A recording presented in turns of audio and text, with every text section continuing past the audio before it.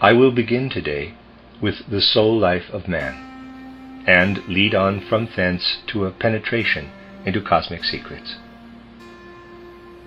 Let us start with something of the very simplest.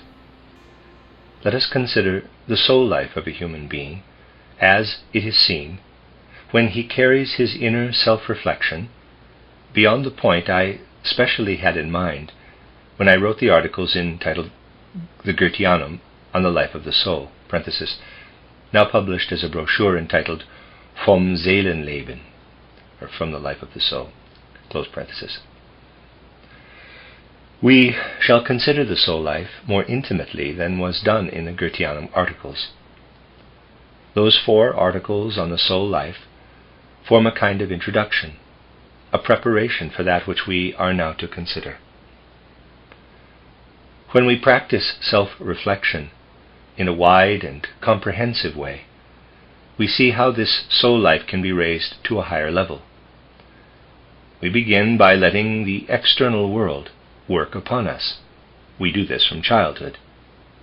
And then we form thoughts upon that which the outer world has brought to us.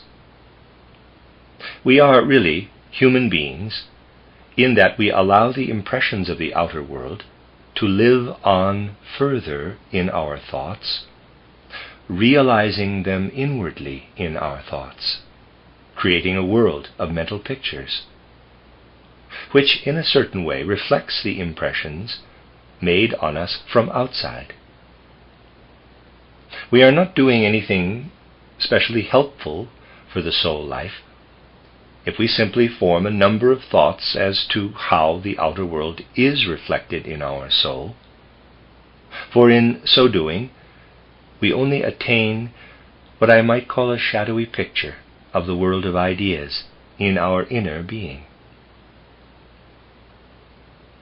We really practice better self-reflection if we focus our attention rather on the inner energy, in the attempt to enter livingly ourselves into the element of thought, without looking at the outer world, and follow further in thought what has come to us as impressions of the outer world.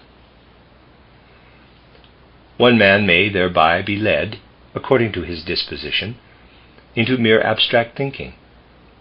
He may create world systems, or he may make schemes about all imaginable things in the world, and so on.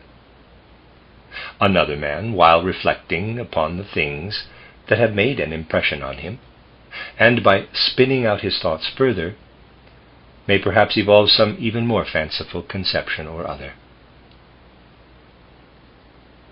We will not enter further into the way in which, according to temperament or character or other influences on a man, this inner thinking, devoid of outer impressions, may develop. But we will recognize the fact that it is a matter of especial significance for us when we withdraw in regard to our senses from the outer world and live in our thoughts and ideas, spinning them out even further, often perhaps in the direction of mere possibilities only. Many people regard it as unnecessary to develop this living in thought, in the direction of mere possibilities. Even in these difficult times, one may see people occupied the whole day with their business, which of course is necessary for the outer life, afterward meeting together in small groups, playing cards or dominoes or such like, in order, as is frequently said, to pass the time. It does not often happen, however, that people come together in such groups in order to exchange thought, for instance, about all the things in which they were engaged during the day, and to consider what might have happened if this or that had been different. They would not be so much interested in this as in playing cards, but it would be a spinning out of their thoughts. And if we preserve a sufficiently sound sense of reality, such a continuation of our thoughts need not become fantastic. This life in thoughts leads finally to what you encounter if you retitle the philosophy of spiritual activity in the right way. If you read the philosophy of spiritual activity in the right way, you must become acquainted with this feeling of living in thoughts. The philosophy of spiritual activity is wholly drawn from reality, while at the same time it has proceeded entirely from actual thinking. You will find, therefore, a fundamental tone or feeling in this philosophy of spiritual activity. I conceived it in the 80s and wrote it at the beginning of 1890, and I can truly say that in all those who at that time were in a position to make acquaintance with the root nerve of this philosophy of spiritual activity, everywhere I met with lack of understanding. This lack of understanding arises from a definite reason. Human beings, even the so-called thinkers of today, in reality only get so far in their thinking as to experience in it an image of the outer sense world. And then they say, perhaps there might come into a man's thinking something of a superphysical world, but it would have to enter in the same way as a chair or a table which is outside of us, and which is acknowledged by our thinking to be outside of us. Thus this thinking, which is within us, would have to be able to experience, in some way or other, something supersensible, outside of man in the same way as the table or chair is outside of us and is experienced. In some such way as this, Edward von Hartmann conceived the activity of thinking. This book, The Philosophy of Spiritual Activity, then came to his notice. In this book, thinking is so experienced that within the experience of thinking, we come to this realization, vis-a-vis, that if a man really experiences thinking, he is living, even if at first somewhat indefinitely, in the cosmos. This union of man in his innermost thinking experience with the cosmic secrets is the root nerve of the philosophy of spiritual activity. Therefore, in this book, you will find the sentence, quote, "In thinking, man lifts an edge of the veil of the cosmic secret," close quote. This is perhaps simply expressed, but it is meant to imply that when a man really experiences thinking, he no longer feels himself to be outside the cosmic secret, but within it, no longer outside the divine essence, but within it. When a man attains to the reality of thinking within himself, he attains to the divine within himself. It was this fact which could not be understood. For if a man really understands it, if he has really taken the trouble to acquire this experience of thinking, he rests no longer within the world in which he was previously, but he is living in the etheric world.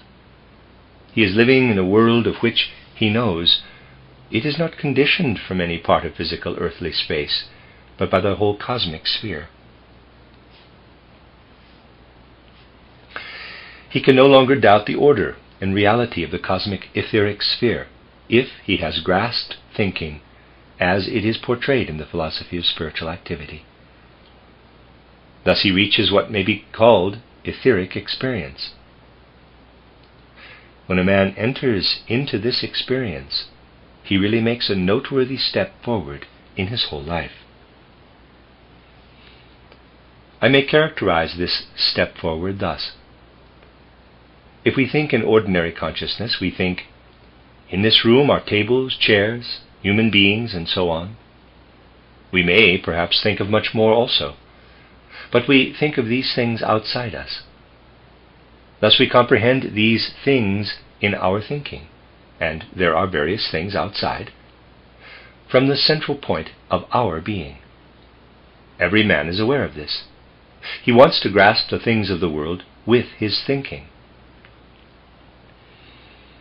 If, however, we have acquired the experience of thinking just characterized, it is no longer the world we should grasp.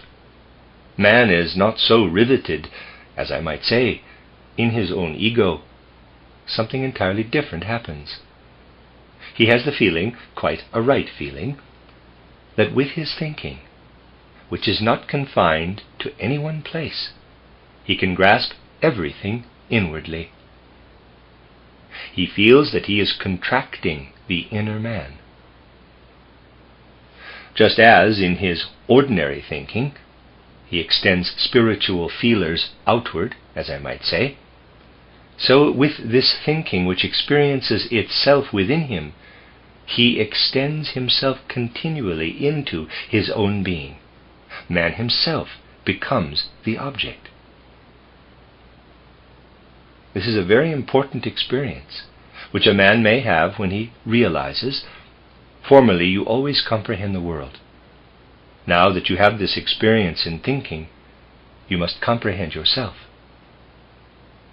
The result of this process of strong self-comprehension is that he breaks through the skin.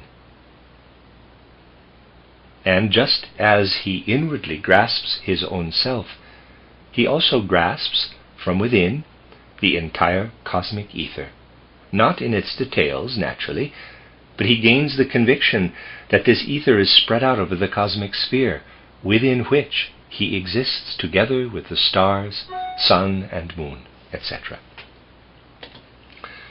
A second thing which man can develop in the inner life of his soul is the power not to be stimulated immediately in his thoughts from outside, not to spin these thoughts out and weave them further, but to give himself up to his memories. If he does this, and really makes his memories an inner experience, then again a quite definite experience results. The experiencing of thinking, already described, leads a man to himself. He grasps himself, and he has a certain satisfaction in this grasping of his own inner being. When, however, he passes on to the experience in memory, then, if undergone inwardly in the right way, it finally seems to be no longer the most important thing to approach oneself. This is the case in the experience of thinking. That is why one finds in thinking that freedom which depends entirely on the personal element in man. Therefore, a philosophy of spiritual activity must start from the experience of thinking, because man thereby arrives at his own being. He finds himself as a free personality.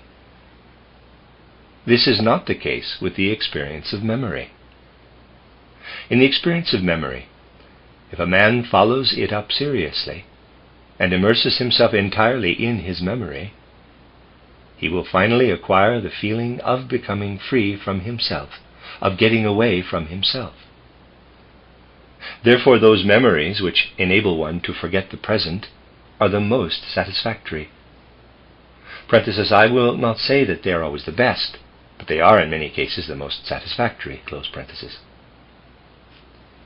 We can get an idea of the value of memory if we can have memories which carry us out into the world, in spite of the fact that we may be completely dissatisfied with the present and would like to get away from it.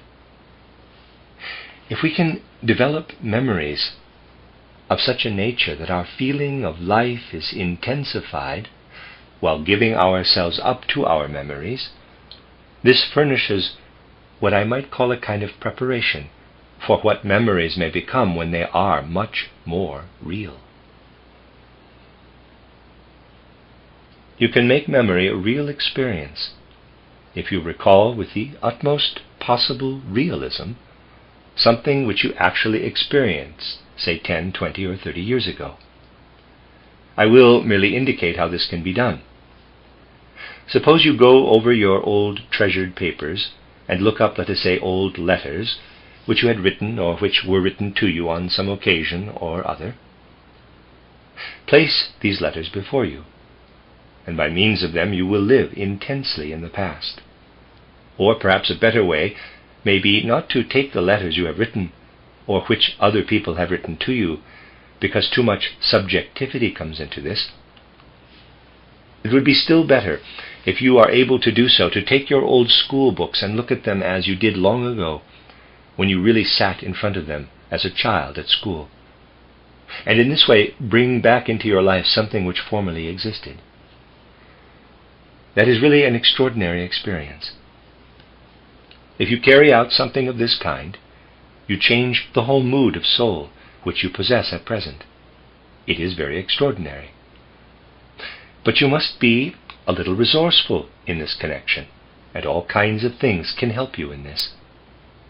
Perhaps a lady may find in some comer or other garment, or something she wore 20 years ago, she puts this on, and thereby transports herself back into the position in which she was at that time. Or anything of a like nature which may bring the past with utmost possible reality into the present. In this way you are able to separate yourself thoroughly from your present experience. When we have experiences in our present consciousness, we really stand too intimately in the experiences, too close for the experiences to result in anything, so to speak. We must be able to stand further away. Man is further away from himself when he sleeps than when he is awake. For he is then outside his physical and etheric bodies with his astral body and ego. When you actually invoke past experiences into the present, as I have described, you draw near to the astral body, which is outside the physical body in sleep. You may not at first believe that such a vivification of past experiences by means of an old garment, perhaps, can have the powerful effect I have indicated. But it is really only a question of making an experiment yourself in these matters.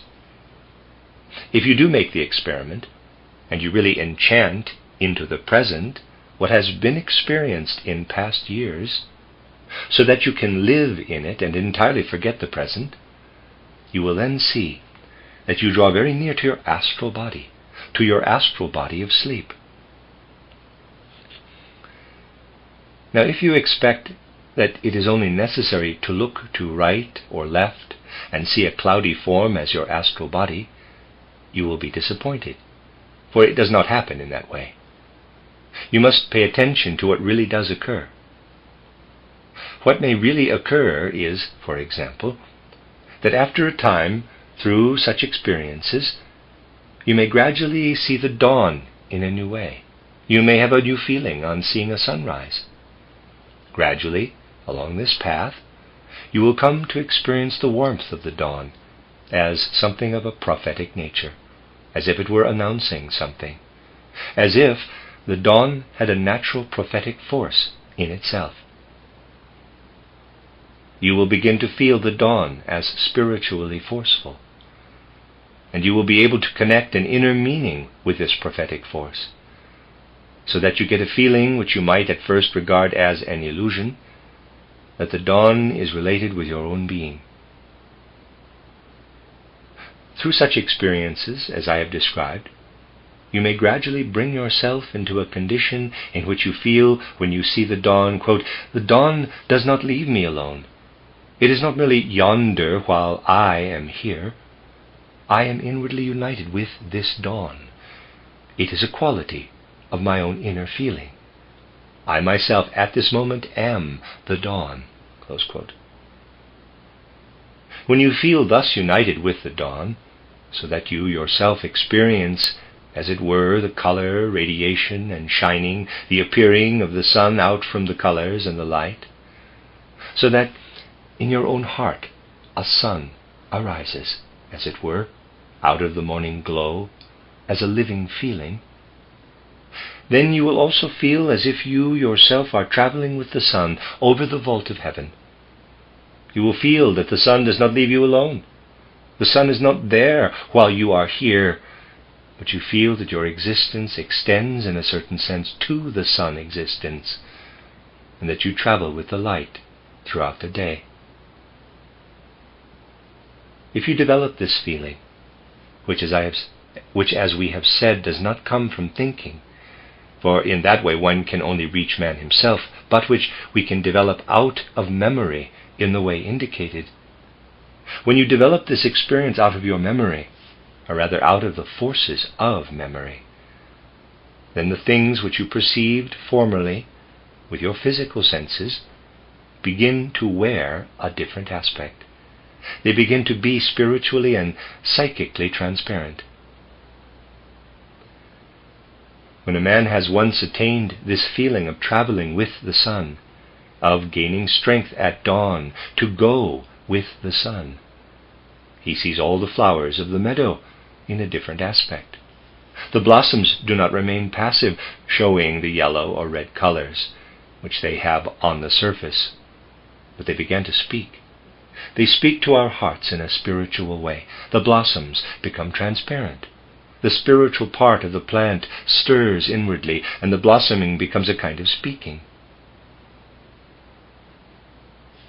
In this way, man really unites his soul with the external life of nature, and he thus gains the impression that there is something behind the existence of nature, that the light with which he has united himself is borne by spiritual beings, and in these spiritual beings he gradually comes to recognize the features of that which has been pictured by anthroposophy.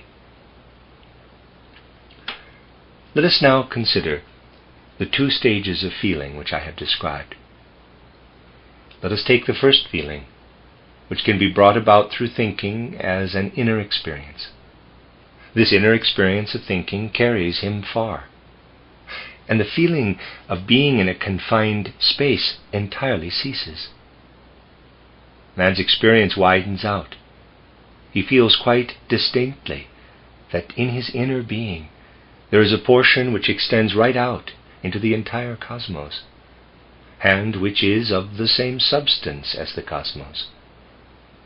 He feels himself one with the whole world, with the etheric substance of the world. But he feels too that standing on the earth, his feet and legs are drawn down by the gravity of the earth. He feels that he is bound with his entire human nature to this earth. But in the moment man has this thinking experience, he no longer feels bound to the earth, but he feels himself dependent on the wide spaces of the cosmic sphere. Everything comes from the universe, no longer from below, up from the center of the earth, but everything comes in from the expanses of space. One feels that if one is to understand man, this feeling of streaming in from space must be there. This extends even to the understanding of the human form. If I wish to grasp the human form, either in sculpture or in painting, I can really only do so as regards the lower part of the form of thinking of something proceeding out of the inner bodily nature of man. Let me read that sentence again. This extends even to the understanding of the human form. If I wish to grasp the human form, either in sculpture or in painting, I can really only do so as regards the lower part of the form by thinking of something proceeding out of the inner bodily nature of man.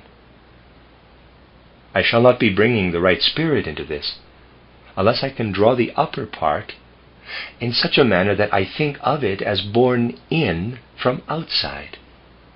Our brow, the upper part of our head, is from without, and is really placed on the rest of the body. He who has looked with artistic understanding at the paintings in the small cupola in the Goetheanum, now destroyed, will have seen that the lower part of the countenance was always so represented as having grown out from within man, and the upper portion of the head as something given to him from the cosmos. In the ages when men had a feeling for such things, this was especially felt. You will never understand the form of a true Grecian sculptured head unless you have this feeling for it, for the Greeks created under the inspiration of such feelings. Thus man feels himself united with the environment in his experience of thinking. Now, one might imagine that this process was simply carried further, and that one would go still further, out when one passes on from the experience of thinking to the experience of memory. But this is not the case. If you really develop this experience of thinking in yourself, you will ultimately gain an impression of the third hierarchy, of the angels, archangels, and the archai. Just as you may picture man's bodily experience here on earth, in the forces of gravity, and in the transmutation of nourishment in digestion, so you may also form an idea of the conditions under which these beings of the third hierarchy live, if, through this experience of thinking, instead of wandering about on the earth, you feel yourself carried by forces which stream toward you from the furthest expanses of the cosmos. Now, when man passes from the experiences of thinking to that of memory, it is not as if this were the end of the cosmic sphere, the limit to which man can attain. We can reach such a cosmic boundary if we really enter into the reality of this thinking experience. But we do not then go further out. The matter presents itself differently. Here, for instance, we may have an object of some kind, a crystal, a flower, or an animal. And if we pass from the experience of thinking to all that the experience of memory can bring us, then we look right into this object. The gaze which has extended to the universe can, if carried further through the memory experience, look into things. It is not that you press forward into indefinite abstract distances. The gaze that is carried further looks into things and sees the spiritual in everything. It sees, for example, in the light, the active spiritual beings of light, and so on. It sees in the darkness the spiritual beings active therein, so that we can say, the experience of memory leads us into the second hierarchy. There still exists something in the human soul life which goes out beyond memory. Let us make clear to ourselves what this is. Memory gives our soul its coloring. We can know quite exactly when we approach a man who judges everything in a disapproving way, one who emanates his sour atmosphere over everything, a man who, if one tells him something beautiful, immediately replies with something unpleasant, and so on. We can know with certainty that all this is connected with his memory. Memory gives the soul its coloring. We may meet a man who always has an ironic twist of the mouth, especially if we say something to him, or he may wrinkle up his brow or pull a tragic face. Another man may look at us in a friendly way, so that we are cheered not only by what he says, but by the way he looks at us. Indeed, it is interesting, at some special statement in a lecture, to glance at the countenances in the audience, to see the expression of the mouth, or to look at the foreheads, or the blank expression on many of the countenances, or the nobility of many others, and so on.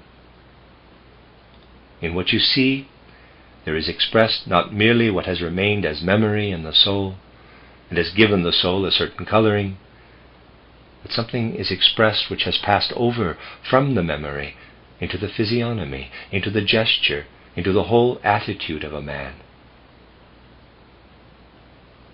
If a man has taken nothing in, if he shows by his countenance that he has not learned anything by what he has experienced of sorrow, pain, or joy in his life, that too is characteristic. If his countenance has remained quite smooth, that is as characteristic as if it expresses in deep wrinkles the tragedy or the earnestness of life, or even perhaps its many satisfactions. That which remains in the soul as the result of the power of memory passes over into and molds the physical body.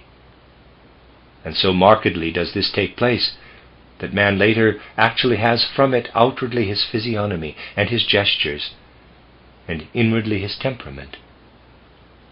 For we have not always the same temperament in old age as we had in childhood.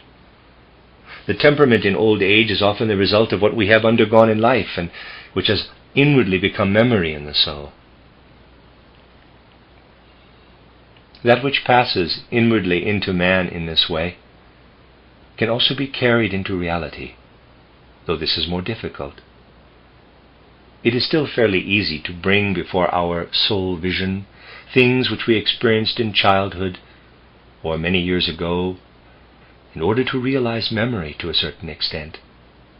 But it is more difficult to transpose oneself into the temperament of one's childhood, into one's earlier temperament. But the practice of such an exercise may be of infinite significance for us. And more is really attained when we can do this inwardly in the depths of the soul than if we do something externally.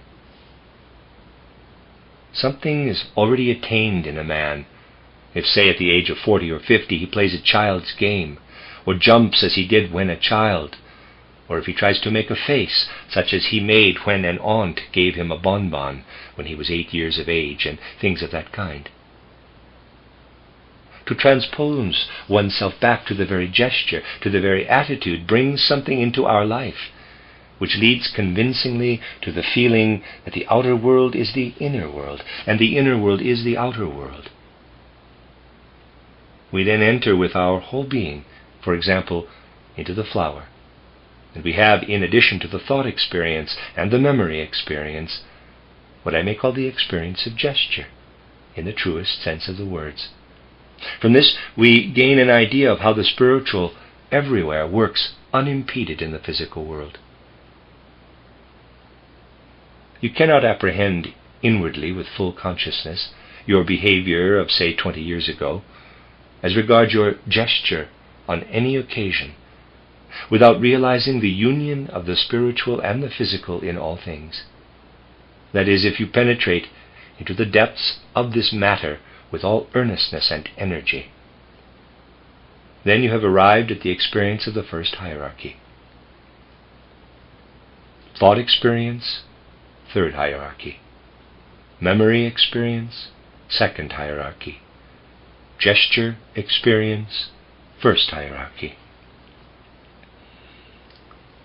The memory experience leads us to identify ourselves with the dawn when we stand face to face with the morning glow.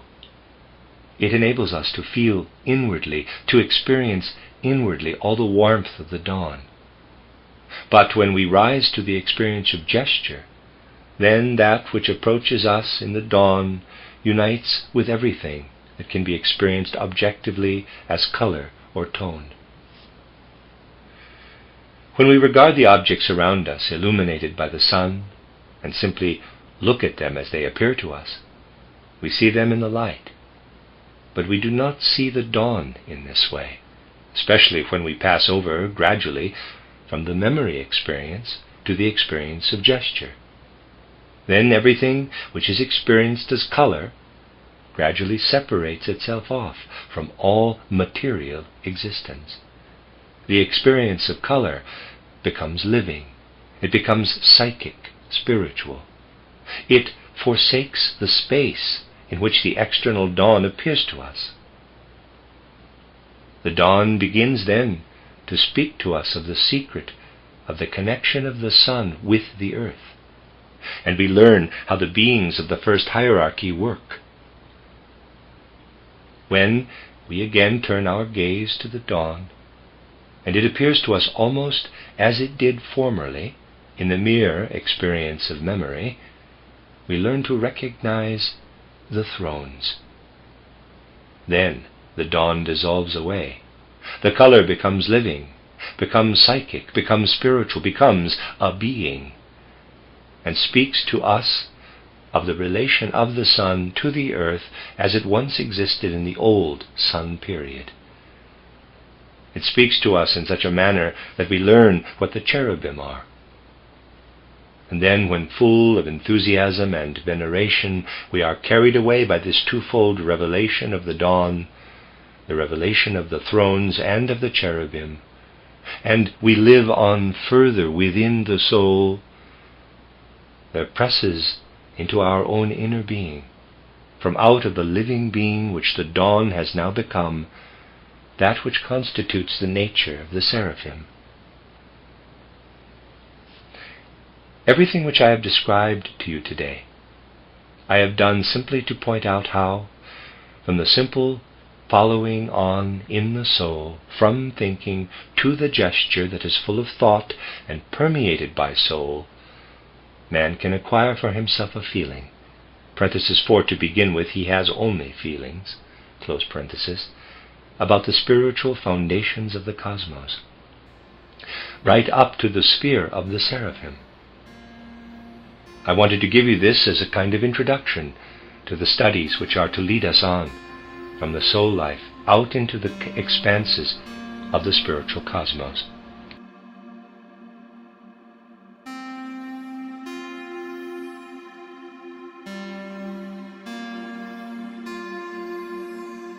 Please consider supporting the creators.